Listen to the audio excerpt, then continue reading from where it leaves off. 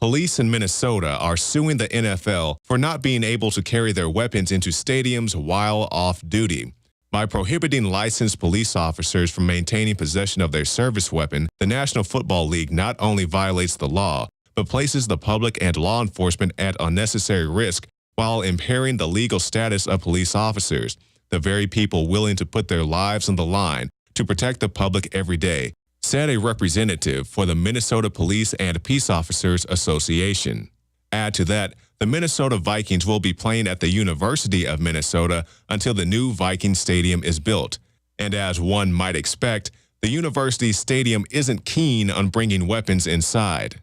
Now let me be very clear here. I'm not in favor of granting police extra rights, but this is a great example of how the police state eventually trickles down to the police themselves.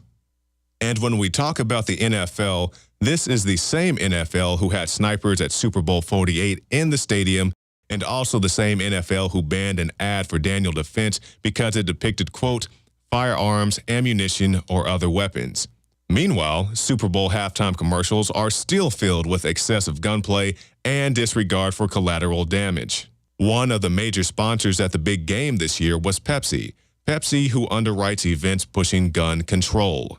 So to the police, the military, or anyone else being asked to participate in the gun grab, remember that once they have a generally disarmed populace, they're coming for your guns next. You can find more reports at Infowars.com. The police and National Guard going street by street, house to house. We need to make sure, too, that whenever we knock on doors, people refuse to leave. We need to make note, call it in. They say there are no orders to use force, just strong persuasion, sometimes entering open houses with guns drawn, and instructions to disarm anyone inside. You say guns will be taken? No one will be able to be armed. We will take all weapons.